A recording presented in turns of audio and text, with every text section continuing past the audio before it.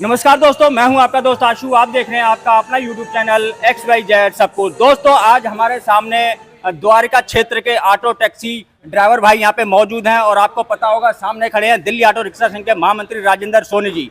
सबसे पहले तो मैं सभी चालकों को एक खुशखबरी देना चाहूंगा। DDA ने जो स्कीम निकाली है उसका राजेंद्र सोनी जी ने LG साहब से बात करके अजमेरी गेट स्टेशन पे कैंप लगा दिया है। अगर आप DDA की इसी स्कीम का फायदा उठाना चाहते हैं, एक सस्ता घर लेना चाहते हैं, तो आपके लिए ये सुनहरा मौका है। नई दिल्ली अजमेरी गेट साइड में कैंप लगा हुआ है। आप सारी जानकारी वहां पर ले सकते हैं और रजिस्ट्रेशन भी करा सकते हैं, बुकिंग भी करा सकते हैं। तो सबसे पहले तो सोनी जी, मैं आपको बहुत बहुत धन्यवाद दूंगा कि आपने LG साहब से कह के नई दिल्ली रेलवे स्टेशन पर इस प्रकार का ये कैंप लगाया, क्योंकि हमारे जो ऑटो और टैक्सी चालक भाई हैं वो ज्यादा पढ़े लिखे नहीं है और इस स्कीम को लेकर काफी ज्यादा उनको डाउट थे, कंफ्यूजन थी। तो अब जो भी कैंप लगाया गया है उसमें सारे ड्राइवर भाइयों की कंफ्यूजन दूर हो जाएगी। अब वो जान सकेंगे कि आखिर ये स्कीम है कैसी। तो सबसे पहले ये बताइए, इस स्कीम के माध्यम से ड्राइवर को कितने का फ्लैट मिलेगा, कैसे लोन होगा, सारी बात हमें बताइए। देखो, मेरी यूनियन, मेरी नहीं, इनकी ये यूनियन है, 56 साल पुरानी यूनियन है। दिल्ली के अंदर सबसे पुराना संगठन कराया जाता हमारा। आज मेरे को 35-40 साल हो गए इस स्टेट के अंदर काम करते हुए। जवानी से लेकर बुढ़ापा आ गया, सफ़ेद बाल हो गए। मैंने ये सोचा, दिल्ली के अंदर कई ऑटो वाले मेरे को मिलते थे, हमारे पास रहने की जगह नहीं है, मकान नहीं है, हमारे बच्चों के पास किराए पे रहते हैं, कुछ झुग्गी झोपड़ी में रहते हैं। मैंने आदरणीय प्रधानमंत्री जी को, आपको भी पता है, लेटर लिखा था पिछले साल। उनको ये चिट्ठी लिखी, मैं कहा दिल्ली के अंदर ऑटो रिक्शा टैक्सी वालों को मकान दे दिए जाएँ सस्ते रेटों में बना के, जैसे आपने यूपी में दिए हैं, हर जगह बना के दिए। देश के अंदर 3.5 करोड़ मकान दिए, इनको भी इसमें शामिल कर दिया। अच्छा, एक चीज मैं छोटी सी पूछना चाहूंगा, क्योंकि हमारे ऑटो टैक्सी चालक इतना ज्यादा नहीं कमाते, इनके पास इतना पैसा नहीं होता है। मेरी बात पूरी होने दो। वो चिट्ठी LG साहब के पास आ गई।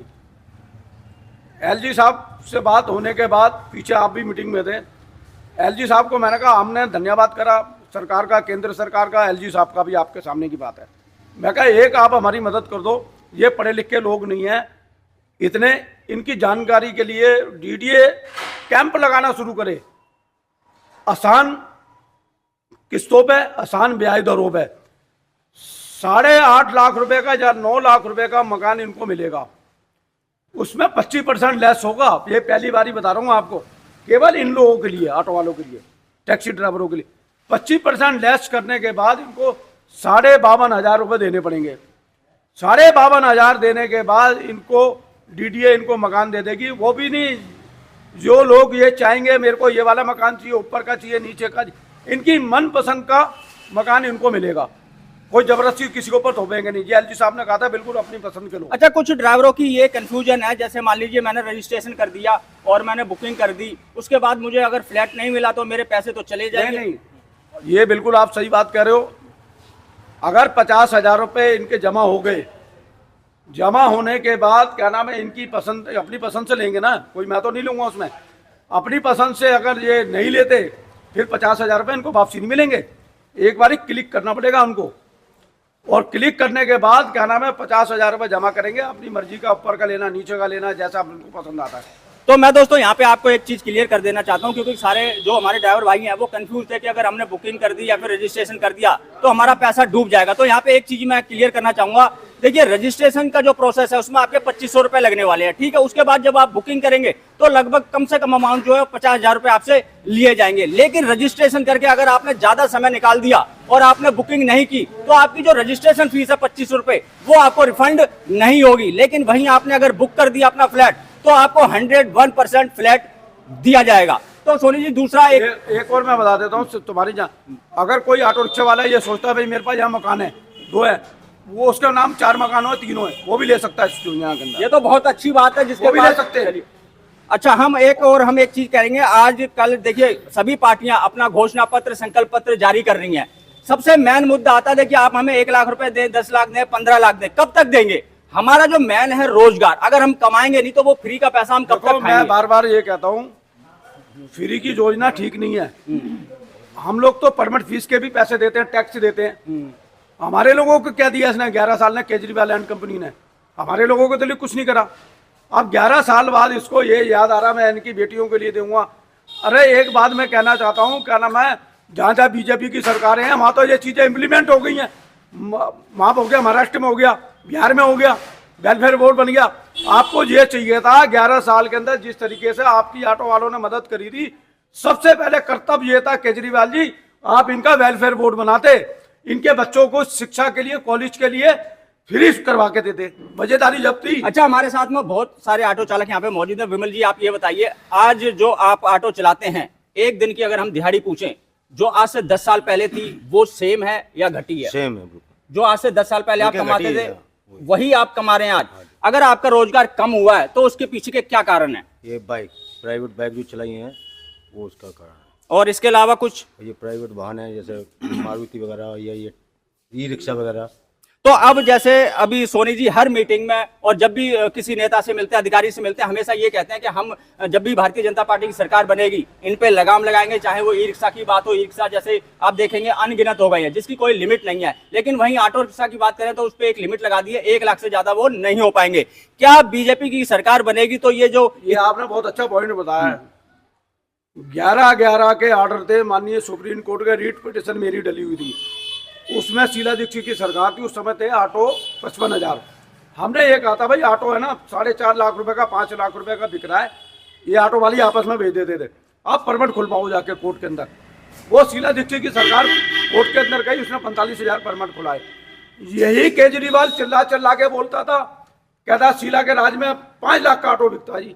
आज मैं इनसे ये पूछना चाहता हूँ आपके चैनल, आज तो 10 लाख रुपए का ऑटो बिक रहा है, केजरीवाल जी तुम्हारी जबान के अंदर ताला लग गया? बिल्कुल बिल्कुल। आज अगर हम देखेंगे ऑटो मार्केट में हम जाते हैं तो लगभग अगर आप कैश खरीदते हैं तो 7.5 लाख रुपए का आपको ऑटो मिलता है, और आप उसे फाइनेंस कराते हैं 3 साल के लिए तो वो आपको 10 लाख रुपए का एक ऑटो पड़ता है, जिसकी एक्चुअल कीमत हम देखें तो 2,55,000 रुपए पड़ती है, सारा कुछ सामान ऐड करने के बाद। अच्छा, ये बताइए, रोजगार जो आपका इस समय चल रहा है, बाइक टैक्सी है, ई रिक्शा है, ये बहुत सारे ऐसे प्राइवेट वाहन है जो आपके रोजगार को छीन रहे हैं। क्या आपको भरोसा है आने वाले समय में जब भारतीय जनता पार्टी की सरकार बनेगी तो इन पे लगाम लग सकेगी?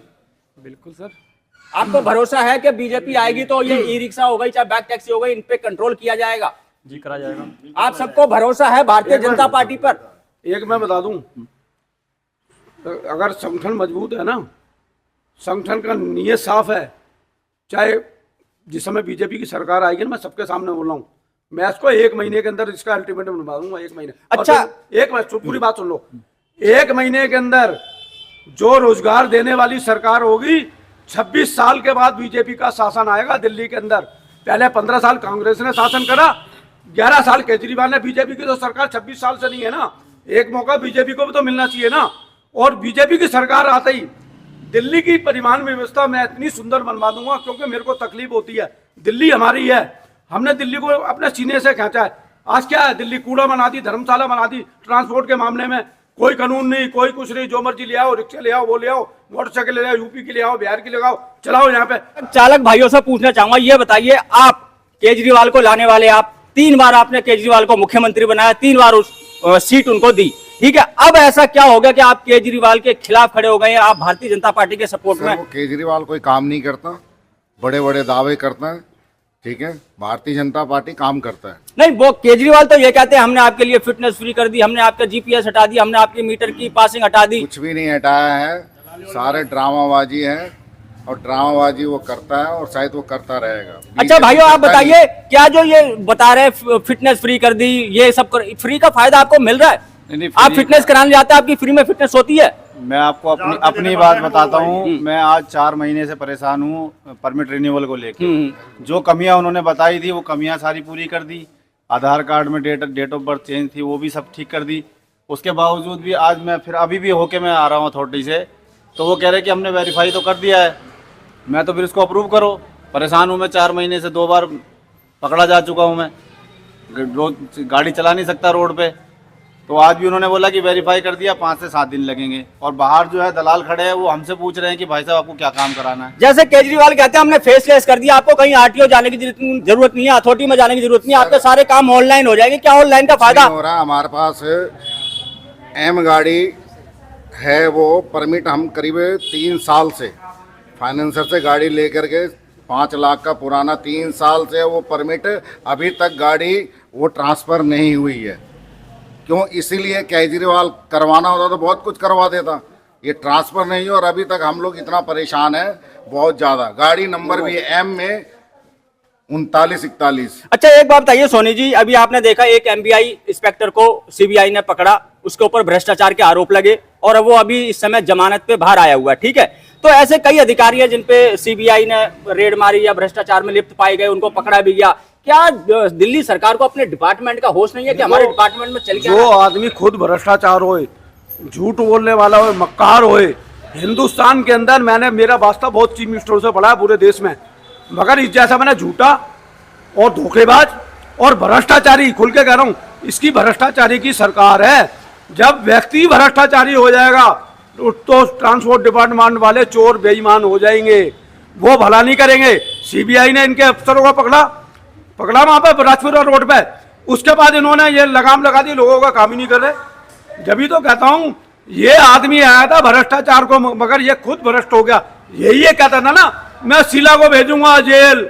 अरे आप तो खुद जेल चले गए, आप तो अपराधी हो, आपके ऊपर ट्रायल चलेगा। मैं सभी चालक भाइयों से बस आखिरी में यही पूछना चाहूंगा, क्या फ्री का फायदा, ऑनलाइन का फायदा, भ्रष्टाचार खत्म हुआ? क्या आपको लगता है आपकी हालत सुधरी है या और ज्यादा खराब हो गई पहले से? क्या जो ऑनलाइन फेसलेस, जो इतना बढ़ा चढ़ा के बताया गया, हमने सब कुछ ऑनलाइन कर दिया, फेसलेस कर दिया, आपको आरटीओ जाना नहीं पड़ेगा, आपको अथॉरिटी नहीं जाना पड़ेगा, क्या ऑनलाइन का फायदा मिल रहा है? और परेशानी बढ़ गई। क्या अथॉरिटी से भ्रष्टाचार दलाली खत्म हुई? आज भी आप देखेंगे कई ऐसे अधिकारी हैं जो भ्रष्टाचार में लिप्त पाए जाते हैं और उनको सीबीआई पकड़ लेती है और वो जमानत पे बाहर आ जाते हैं। इसी प्रकार से मैं आपको बता दूं दोस्तों, दिल्ली के अंदर जैसे पहले भ्रष्टाचार चल रहा था, उससे ज्यादा भ्रष्टाचार फैल गया। आप किसी भी अथॉरिटी में चले जाएंगे, बिना घूस दिए, दलाली दिए आपका कोई भी काम नहीं होगा। अभी आपने सुना था इनका, आपका क्या नाम है सर? जी मेरा नाम नाजिम है। नाजिम जी, ये कह रहे थे कि हमारा परमिट रिन्यूअल का काम था, लेकिन वो 2-3 महीने से इनका परमिट रिन्यूअल नहीं हो रहा है। इसी प्रकार से अगर फिटनेस कराने जाएंगे तो दलाली के नाम पे 800 से लेकर 1000 रुपए आपसे लिए जाते हैं, चाहे आप अपनी गाड़ी कितनी ही चकाचक करके ले जाएं। तो ये हाल हो गया दिल्ली की अथॉरिटी का। जो ऑटो और टैक्सी चालक है, जो अपना मेहनत का पैसा कमाते हैं, वो जाके वहां दलाली में इनको देना पड़ता है। मैं दिल्ली सरकार से यही अपील करूंगा, अगर आपसे दिल्ली ट्रांसपोर्ट डिपार्टमेंट नहीं संभाल रहा है तो आपको दिल्ली सरकार में भी रहने का कोई भी अधिकार नहीं है। अगर आपके अधिकारी आपकी बिना मर्जी के काम करते हैं तो ऐसे अधिकारियों को आप सस्पेंड, निलंबित, बर्खास्त क्यों नहीं करते हैं? हाँ जी, एक चीज और मैं कहना, ये हमेशा लड़ता है, मेरे को मोदी काम नहीं करने देता, केंद्र सरकार काम नहीं करने देता है। पता नहीं कितना करोड़ रुपया दिया था इसको जमुना साफ करने के लिए सेंट्रल गवर्नमेंट ने। वो जमुना ऐसी जहरीली कर दी, अगर इसकी मां ने दूध पिया ना, अपने बच्चों को ले जाके डुबकी लगवा ले वहां पे। अच्छा आप ये बताइए, हाँ पूरी बात होने दो। जमुना इससे साफ नहीं हुई 11 सालों के अंदर। पंजाब में इसने कहा मैं महिलाओं को 1000 रुपए दूंगा, वहां की महिलाओं को नहीं दिया। इसका नाम है मक्कार, धोखेबाज, लुटेरी सरकार, भ्रष्टाचारियों की सरकार है। अच्छा ड्राइवर भाइयों, अब बस लास्ट में आपसे ये पूछना चाहता हूं, अब जो विधानसभा इलेक्शन आने वाला है तो आप लोग किसके साथ खड़े हैं? आम आदमी पार्टी के साथ या फिर भारतीय जनता पार्टी के साथ? इस बार सरकार किसकी बनेगी? भ्रष्टाचारियों का क्या होगा?